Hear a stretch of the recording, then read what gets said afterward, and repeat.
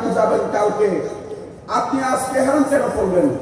তো আমাকে উনি রসিকতার সাথে বললেন, ও বাবা, তোমার দাদাজান কেবলা যে কত বড় মকামের আল্লাহর ওলি, বয়স কম, তো তোমরা নাতিরা এখনো চিনতে পারো না। আমি আজকে যাবই তো যাবো, এটা আমি প্রমাণ করে ছাড়বো, তুমি দেখে নিও। তখন উনি এয়ারপোর্টে গেলেন। আমি ওনাকে বললাম, আমি দাঁড়াই থাকবো, আপনি চলে আসলে আমি আপনাকে আবার নিয়ে শান্তিনগর দরবার শরীফে চলে যাব। উনি বললেন, আপনি চলে যান, আমি বাবার সাথে উমরায় চলে যাব। এরপর দাদাজান কেবলা আলম যখন প্লেনে গিয়ে বসলেন, উনি দাদাজান কেবলা আলমের ঠিক পিছনের সিটে উনি গিয়ে সিটের মধ্যে বসে পড়লেন। বিমানবালা এসে জিজ্ঞেস করলো, আপনার বোর্ডিং পাস কোথায়? উনি দেখাই দিলেন, আমার বোর্ডিং পাস আমার বাবার হাতে। বলেন না সুবহানাল্লাহ। আশেক কাকে বলেছে, প্রেমিক কাকে বলেছে, ওনাদের ঈমান আল্লাহ আল্লাহ রসুলের পর নিজের পীর মুর্শিদের মধ্যে কিরকম ছিল সেইটা বোঝানোর জন্য আমি এই কথা বলছি। তখন দাদাজান কেবলা আমাদের একজন বিমানে দাদাজানের একজন মুরিদান চাকরি করতেন, ওনাকে ডেকে বললো, বাবা আব্দুল হক, তোমার ভাইজানের টিকিটটা তো আসলে করছে কালকেও, সে আজকে আমার সাথেই চলে আসছে, এখন তার টিকিটটা কিছু করা যায় কিনা দেখেন। উনি বলতেছে, বাবা এই খবর যদি এয়ারলাইন্সের কেউ জানে তাহলে আমাদের চাকরি চলে যাবে। সাথে সাথে উনি ওনার টিকিটটা নিয়ে বিমানের বক্সে ডেস্কে গিয়ে দেখা করলেন, জিজ্ঞাসা করলেন যে একটা সিট কোনোভাবে খালি আছে কিনা দেখো। তো ওই মহিলা বললেন, স্যার কিছুক্ষণ আগে একজন ভদ্রলোক ফোন দিয়েছেন, ওনার বউয়ের ডেলিভারি আজকে হয়ে যাচ্ছে দেখে উনি উমরায় যেতে পারছেন না। বলেন সুবহানাল্লাহ। সাথে সাথে ওনার টিকেটের সাথে ওনারটা অ্যাডজাস্ট করে ওনার বোর্ডিং পাস দিয়েছে এবং উনি ওই বোর্ডিং পাস নিয়ে দাদাজান কেবলা আলমের সাথে উমরায় গিয়েছেন। আল্লাহর ওলিদের কারামত, আল্লাহর ওলিদের খেলা বুঝা বড়ই মুশকিল। আপনি মনে করতেছেন সাধারণ, মনে হয় এমনি তেমনি, আসলে কিন্তু নয়।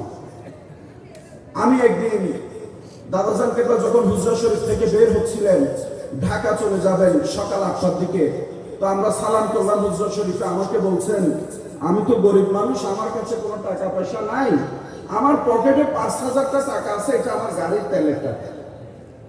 তা বললাম, জি দাদা ঠিক আছে।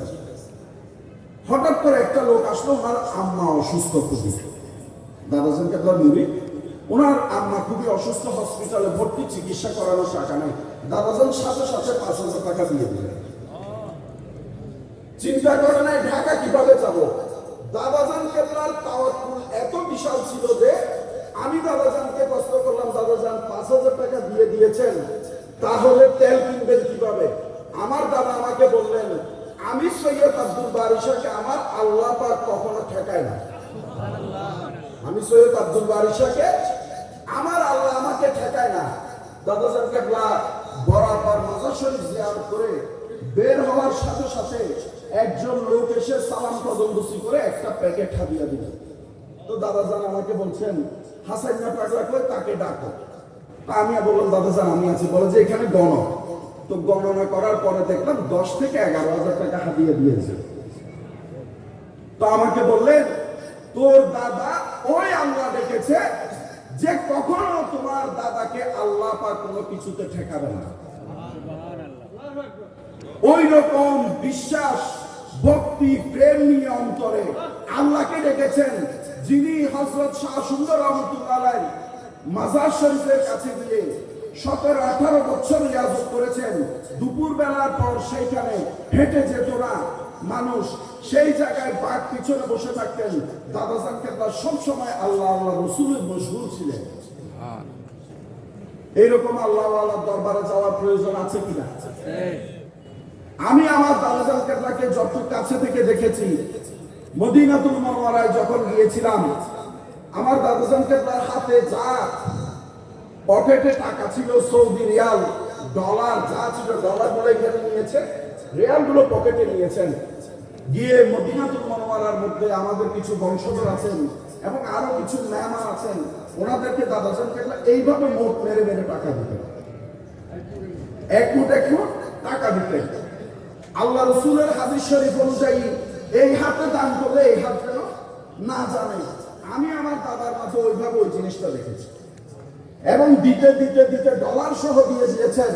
পরে আমাকে বলছেন যে আমি টাকা আনছিলাম সবগুলো কি শেষ? আমি বলছি দাদাজান যেভাবে দিয়েছে দেখার কোনো উপায় নাই। তো পরে আমাকে বলতেছেন তাহলে আমরা এয়ারপোর্ট যাবো কিভাবে, গাড়ির ভাড়াই তো আমার পকেটে নাই। তখন আমি বয়স কম ছিল, আমি তো বড় চিন্তায় পড়ে গেলাম যে দাদাজান কিভাবে যাব, কিভাবে আমরা যাব? বললেন আমার রসুলের পাকের দরবার এসেছি, আমার রসুল আমাকে ঠেকাবে না।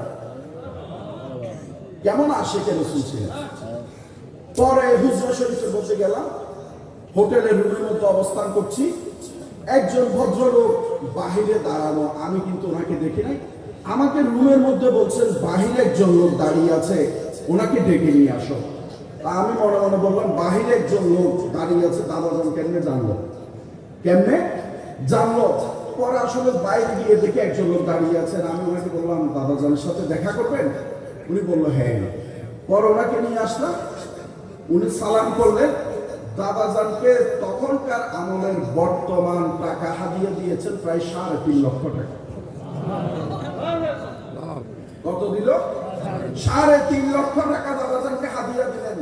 দাদাজান ওই মুরিদকে নসিহত করেছেন, জীবনে যতদিন সৌদি আরবে তুমি থাকবে ততদিন প্রতি বছরে একবার হলো আমার দয়াল নবীর কদমে এসে হাজিরা দিয়ে যাবে। পরে দাদাজান আমাকে বললেন দেখো এখানে গুনে দেখো। গুনে দেখলাম বাংলা টাকায় প্রায় 3.5 লক্ষ টাকা। ওইখান থেকে গাড়ির ভাড়াগুলো রেখে বাকি টাকা নিয়ে আবার মদিনাতুল মুনাওয়ারার মসজিদে নববীতে বের হয়ে আবার ওই সকল টাকা মানুষের মধ্যে দাদাজানকে হাদিয়া দিয়ে দেবে। এগুলো আমার চোখে দেখা। আমি সৈয়দ হাসান বারী আমার জীবনে আমার মাথা থেকে পায়ের তালু পর্যন্ত যত নিয়ামত আজমত পেয়েছি আমার দাদাজান কেবলা আলমের ওয়াস্তে পেয়েছি। আমার দাদাজান কেবলা যাওয়ার পর এই পর্যন্ত যাহা কিছু পাচ্ছি আমার দাদা তো আছেন এবং তার সাথে আমার বাবাজানের দয়ায় আমি এখন বর্তমানে এই অবস্থান আলহামদুলিল্লাহ। এখন অনেকেই মনে করতে পারেন দরবারে আসছি আমি শাহজিবাড়ি বাবাকে পাবো কিভাবে? বর্তমানে এত ফেরেশতার মতো মানুষ নাই যে ডাকলে শাহজি বাবা আপনাকে দেখা দিবে। ডাকলে এরকম কি মানুষ আছে? এইরকম মানুষ এখন পাওয়া বিরল একটা বিষয়।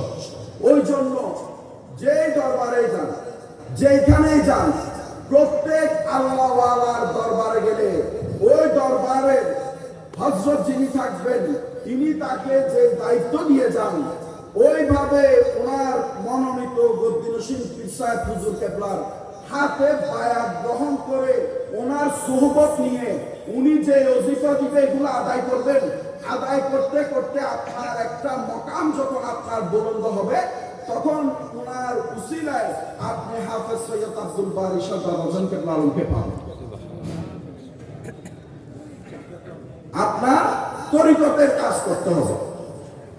তরিকতের কাজ যতক্ষণ করবেন না এতক্ষণ পর্যন্ত আপনি আগাইতে পারবেন না। তো যাই হোক, অনেক সময় নিয়েছি আপনাদের থেকে। আল্লাহ পাক আগামী বছর যদি হয়তো বাঁচিয়ে রাখেন আমরা সবাই আবার একত্রিত হয়ে এই মহান 18 ফাল্গুনে একত্রিত হবে। সবাই বলি আমিন। আসসালামু আলাইকুম ওয়া রাহমাতুল্লাহি ওয়া বারাকাতুহু।